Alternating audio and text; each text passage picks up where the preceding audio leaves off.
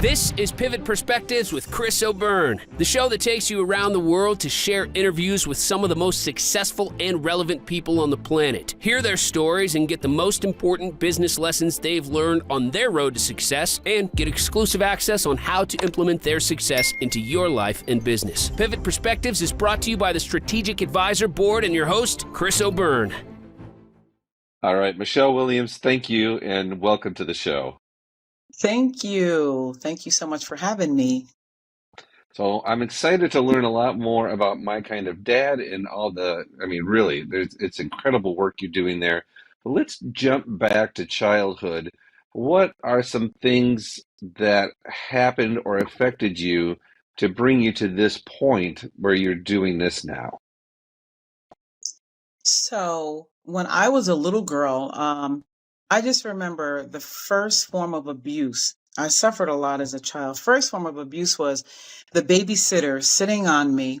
I couldn't breathe. She covered my nose and mouth. She had just got done slapping me. She said, "If you tell your mother, I'll do it again." And at that tender age, I knew if I told my mom, that wasn't going to happen again. So I told, and that didn't happen again. I started being sexually molested at 4 and 5 years old because my father was an alcoholic. So the people that he was bringing around were alcoholics as well. So I started being touched at that age. And because he was an alcoholic and he suffered with PTSD, my last punch in the face by him was when I was 14. And I didn't have the protection of my mother because she was an enabler dealing with her own issues that dealt with mental health. By the time I was 15, I thought I was grown. I'm going over here to hang out with my friends over in the bad neighborhood, and I watched someone get murdered. I had dealt with so much because the expression, what goes on in this house stays in this house. So I wasn't able to tell things. And because of that, by the time I was 20, I had a nervous breakdown. And then by the time I was 21, I was being raped on my living room floor at knife point by someone who was secretly living in my attic for 2 months. So, we could add the H on to the little elves, right? Yes. Oh my With the H. goodness. Right. Yeah. So I wrote a book entitled Nobody Ever Told Me. All of this happened to me as a child, and I had to learn forgiveness. I had to literally learn forgiveness because I had so much hate in my heart. Man, that is, yeah. So what was the path like that led you to where you're at now? Well, Imagine there's a lot of transformation along the way. Yeah. So when I was 16, I had got into so many fights. I was getting in trouble in school. I just couldn't catch a break. It was like one thing after the other. They didn't know what was going on at home. And if they did, they didn't say anything. CPS was called at one time. That did not help me when I was a youngster. But when I was 16, I went to God and I said, "God, if you help me forgive my parents, I'll serve you." And for some reason, something miraculous happened. I was able to start having a relationship with my father, who quit drinking that very year. We started working on our relationship. It wasn't like the greatest, but it was a start because I had never had a father to do those things. I never got to sit on his lap. I never heard "I love you." There was never the hugs from neither one of them. So I suffered a whole lot of loss when it came to love. God was teaching me forgiveness, and he started restoring my mother and I's relationship when I got in my early 20s. When that started happening, one thing I did learn from my parents was my father was such a comedian. He was a drunk comedian, like everybody's laughing at this drunk, And my mother was very giving, very nurturing. We always had a house full of people. She fed people. She took people in, just all the time. So when I got older, what brought me to where I am now, I have this company called My Kind of Dad. And my husband is like the best guy ever. He loves the children. He's like the dad that I had never seen. So one day I looked at him and I was like, God, if I had to ever do it again, you'd be the kind of dad that I'd want. And I said, you're my kind of dad. So I named my company after him, My Kind of Dad. So all of that, where I did not get the love, I didn't get the presents, I didn't get anything, all of that brought me to where I am today, to help children to not have to suffer that. If their parent has to go to jail, let me help fill that void for them. Let me help bridge that gap to where maybe the parent and the child could work on their relationship through writing letters, or just fill in where we can we could bridge the gap. That's what we do. Yeah. So tell me all about My Kind of Dad. What is everything you do with that? So, there's so many things that we do, but one of them is, like I said, bridging the gap between the parent. So I hand make these 3-foot tall teddy bear balloons, custom make them to anything that the child likes. So if they like Frozen, we created as Frozen. We put tutus on them. I even made one for a little boy, a Stevie Wonder one. Like I put the little black glasses and had it go to the back of the ear. And I mean, that child was smiling from ear to ear. So we make those really, really, really big, tall balloons for them. We also get them keepsake boxes. So when the balloon deflates, they'll have that and they can take the letter from mom and dad that we get from the parents. They put that in a box. What I like about that concept is, I don't know if you know, but when you have a little girl or an old girlfriend from way back then, or even your sister or somebody, if a boy gives them a letter, they will hold Hmm. that letter and they will read it. And it's almost like, he loves me. He loves me, It's They're just, precious. yes. So I figured if we give them a keepsake box, they put the balloon in there and they put the letter in there. In the middle of the night when they roll over and their heart is broken, or they come home from school and a father has come to the school and picked their child up, and that child that doesn't have a parent is looking around like, I wish my parent was there, they could pull their letter out and just read it, and they can fill that void that they did not have that parent, but they have the words of the parent, because words are so powerful. So we give them a Yeah. box to keep everything in, the deflated balloon and the letter or letters. So we take care of the kids. We give them resources. There was one lady, her son had gone into prison. And when he went into prison, his child was born that day. So he didn't even get to see the baby be born. So the grandmother is left with the child.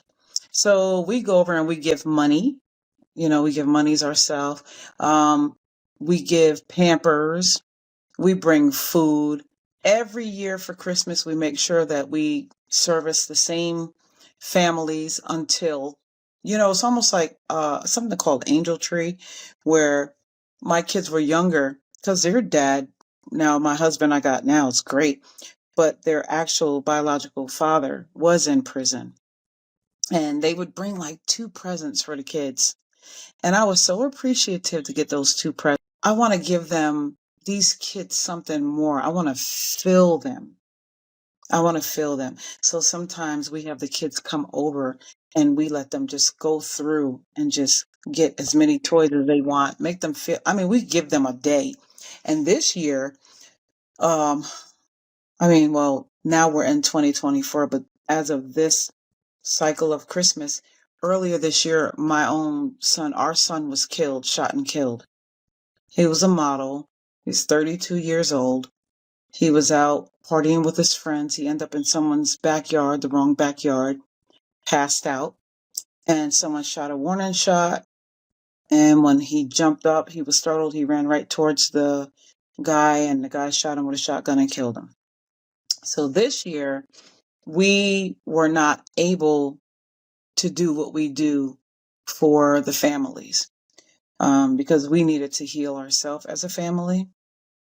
But there was one particular family that had 5 children, and the parents are in prison. Both parents are in prison. So this year I created a winter wonderland in my house.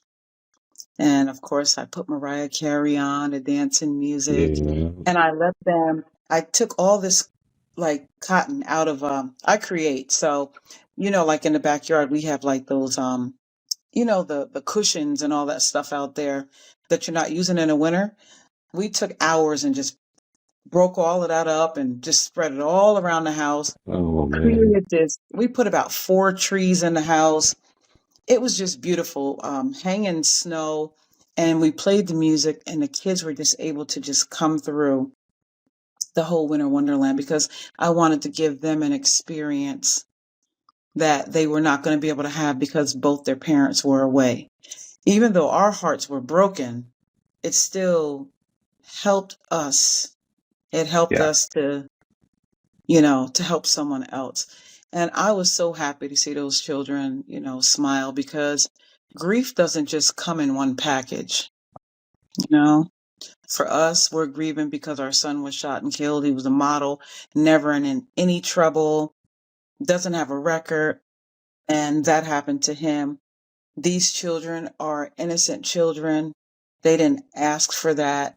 So they're grieving for their parents. We're grieving for our son. So what better than to do to make someone else happy? And that's what we did. And I didn't go all out this year the way that we typically do. We just kind of did that. And now we're just taking care of each other as we are getting through this ourselves. Yeah. So you do quite a bit then. Are all the parents in prison, or are there other situations that you sometimes deal with? Yeah. So for that particular, yes, they are in prison. But we do go out, like I go to the nursing home sometime, and I'll go in and ask, is there someone that does not get visitors? And they'll say yes. And I'll make them the prettiest 3-foot tall teddy bear balloon. And I'll go sit it in a chair where it sits right there. And it's just the cutest thing looking at them. And there was another lady who was very adamant about going into the nursing home. She was like, I want to be home, very upset. And I bought her one. So she had something really cute to sit next to her while she was in the lobby. And it really helped her. I'll call back and check on them sometime. I just spoke with the DA's office for they have like a criminal, I really can't think of the name of it, but there's a program that they have where I guess it's something with the crimes where people do get killed and the children are left behind. And I started speaking with them. So I'm going to be making my teddy bear balloons for those children as well. Oh, nice. So, yeah, you can expand out quite a bit then with what you Oh do because yeah. there's Yeah. so many people in need. Yeah. Um, And I like to bring joy to people. yeah, obviously. What Yeah. are uh, what are some of the most valuable lessons you've learned along the way? I've learned that, let me tell you what I really learned. Life is literally about, one of the things that I learned is life is literally about choices. Okay. Even though I was abused, severely abused, I didn't have the family. I didn't have my grandmother. We just didn't have what we needed. As I grew up, I did learn that I can make my own choices for my own life to better my own life. And I do not have to go off of what I grew up in. I grew up without having my grandmother because my father was, um, he was mixed with so much, but he was Indian and my mother was black. She did not accept my black mother. So us children were called the little bastards. Hmm. So because we were the little bastards, she did not introduce us to any of our family. And there was white in the family. There was, light skin. And because we were not light skin, and she used to call my mom the black BITC. Yeah. Oh Uh, boy. right. So my mom was never accepted. My father was an only child, so we never got to learn that. But my thing was this: I now am a nana. I'm a grandmother, right? I refuse to do the same thing to my grandchildren that was done to me. So when my Yeah. grandchildren come, I extend those arms before I see them coming through the door. I always make sure that they have the love. So the lesson that what I've taken from that is, just because it happened to me, it does not mean that it has to happen to them. Just because I was severely abused as a child does not mean that I have to raise my children the way that I was raised. So I Mm. change the dynamics for their life, and my children have an awesome life. When I look at them, it's almost like they're looking like, "What, mom? What happened?" You know? But Yeah. that took a lot of work on And my what a part. gift. Yeah, what a gift you're giving to them though, to not have to have those same struggles. Yeah. Yeah. But I took the good. My father, he always made people laugh. And I took that. So I make people laugh all the time. I'll throw a little joke. Um, my mom always fed people, always took care of people. So, we have taken in 5 foster children, and we adopted all 5 of the boys. Mm, We adopted nice. them, and their names are like, they're not brothers. Only one set of them is brothers, and we're about to go and get that other brother. He had to just kind of go through some lessons before he can be here. But Ah, my husband's name is Jay, right? Um, his son, his name was Davon, but my husband wants the boys to be Jays. So my husband is Jay. We have little Jay. We have Jalen. We have Jaden. We have James, Jaymes. We like have all these J's. We have Juan. We would have named Juan different, but Juan's father is in his life, but Juan's father is over in Mexico. So we ah, didn't want to we didn't want to tap into that. But yeah. he said, I need the last name Williams too. So we just put it on the end of him and his father's name. Oh, okay. Yeah. Is he So happy with that? God, is he? Is he? Yeah. All I just want to be is a Williams. I was like, hey, buddy, you Oh. got it. Oh, that's all you want? Oh, Nothing else? Oh, thanks. well, that was easy. Yeah. Yes. Yes. So, yeah. That's wonderful. So, who are some of the people who were influential in your life? People who were like mentors? Like my pastor, her name is Pastor Armour. And then there was a lady, her name is Miss V.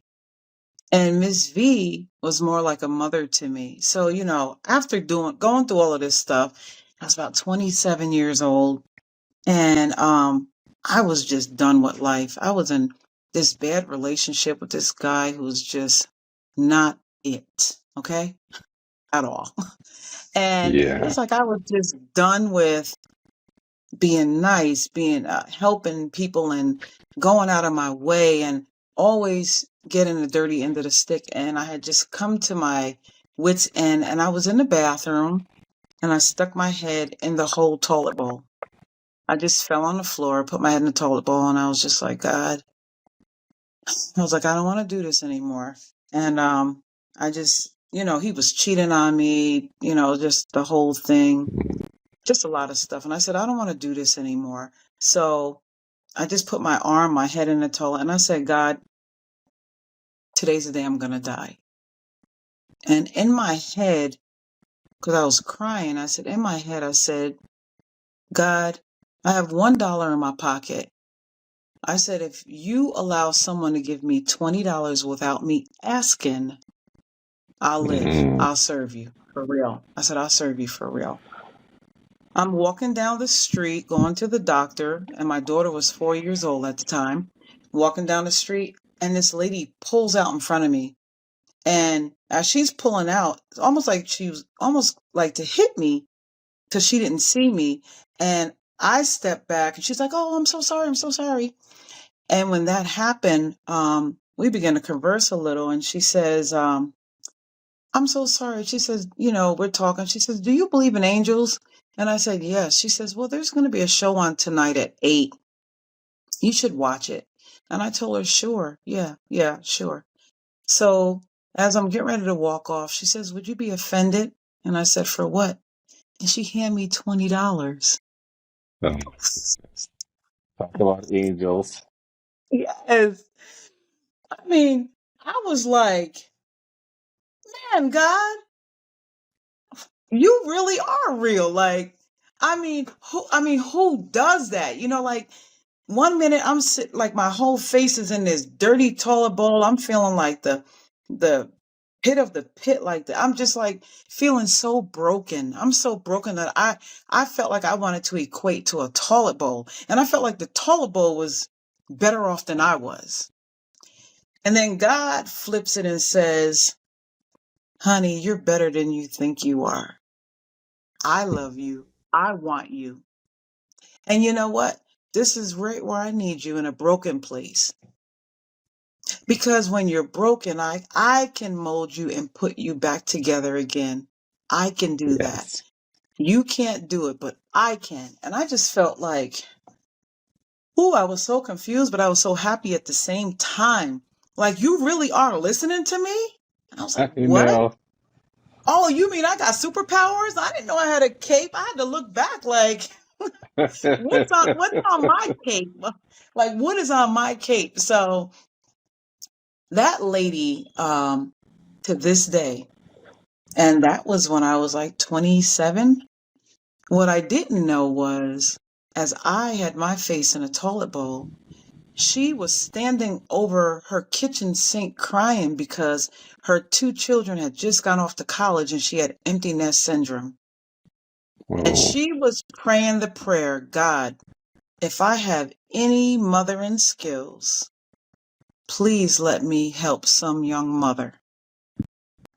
And there she wow. pulls out, and almost hits me. And there I get $20. And I get $20, and God saves my life. That's incredible. Oh, It's so amazing. Like, sometimes when I tell a story, I cry. Like, it's just it means so much to me. Like, that day, I realized God really did love me, because even though my mom, God was restoring our relationship, I was never truly mothered. yeah, yeah, And here God sends this lady to mother me. And she has seen me through so much. She would just encourage me, and she would help me and take care of me and come see my children. And I didn't have to, because I was beat so bad. I didn't want my mother and them around my kids. No, you're not going to hurt mine. But I trusted her, and I allowed my children to sit on her lap. And I really just felt like I really have a mother, like somebody. And you know what I like about her? She loved me, but she also chastised me when I needed it. She didn't allow me to just be mm, spoiled, because she had money, and she was always like doing little things.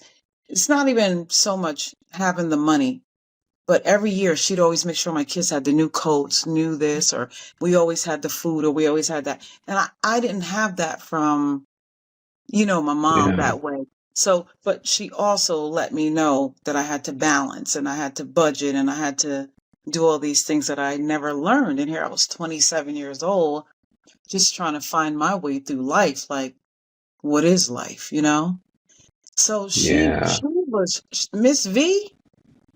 She's the lady. So between her, my Pastor Armour, who's a strong prayer warrior, always praying for me, always told me, girl, you're beautiful. And I didn't feel it. Girl, you are beautiful. And I'm just looking like, what are you looking at? But she, you know, and she instilled um, the power for me of Jesus Christ in my life. She yeah. really helped me understand. And then her Sister Hopgood, who's a therapist. You know, she's just a therapist, and so it provoked me to go to school for psychology because I want to know stuff. I want to help people. I want to be smart in what I'm saying to people. I want to know what I'm Yeah. talking about. So all of that just played a big part of my life. I can name people, and if I'm looking at TV, I'm like, Oprah, my girl. I want to meet her like yesterday's peach pie. I love me some Oprah. I've followed her and her sayings and her doings, because she's come from humble beginnings as well. Yeah. Yeah, And she's been amazing. I love her. That's if I had, they said, if I had one wish, boy, it would be her. I'd want to meet her. Like, you could stop life right there. Pull the plug. I'm only kidding, man. I'm only kidding. Listen. Don't take those words. I don't want to die right there, but listen. But that, Just saying. yeah, literally. Yeah, but her, oh, I'd love to meet her. She's just like her, and just so many women that are out there that are just doing things that help society, like those Mother Teresas, just Yeah. put my arms around Mother Teresa. I know she's gone, but someone like her. And that's what I like to look at myself as when, we all have to live and we all have to die. And Yeah. when I pass away, it'd be nice if they was like, that Michelle was really a big hearted woman. Because when I think of Mother Teresa, that's all I think about, big hearted woman. When I think of Oprah, I just think of this woman that is making things happen. And she's so strong, and humble and vulnerable at the same time. Yeah. Yeah. She's a good role model for sure. Yeah. Yep. So those are my people. If I think of anybody else, I'll throw it in later. But right now, You those got are the people. it. Those are the ones that helped me literally make it through. So, what would your parting words of wisdom be for the person listening or reading? I said, who says we have to part? I know you got to go. No, but kidding. Um, so what I would say is, when I got about 30 years old, I took out some me time because a lot of times in life, with all the things that are happening in life, all the things that may have happened to me in life or to someone else, the thing is, if you take out me time, you could really learn more about yourself. And when you learn more about yourself and you begin to truly dig deep in and love yourself, you won't be out looking for that love from others to fill that void that you have. You literally have to dig into yourself. And I always say this, we were born naked, literally butt naked. We didn't come out with clothes, nail polish, hair fix, lipstick. We didn't come out looking all pretty. We came out messy. We came out slimy. We literally came out naked. Right now in our life and in our time with the things that are going on, there's a lot of slime. So, what would be the one place that you would like to send people to learn more about you? .com, and you could find me on all social media there. Anything that you want, my book, my music, my clothing line, everything. I'm a serial entrepreneur, Yep, with a charitable heart. I know that bug. That's wonderful. Well, thank you so much for coming on the show and for sharing so much. And I'll make sure all your links are in the show notes and Yeah. people will be able to get in touch with you and find out more. Oh, thank you, Chris. I appreciate you. You're welcome. Thank you so much. Okay, honey, you have a good one. Thanks for listening to Pivot Perspectives with your host, Chris O'Byrne. Please leave your feedback and visit strategicadvisorboard.com to get the latest and greatest business advice on the planet. Follow us on social media for updates, and we will see you on the next episode.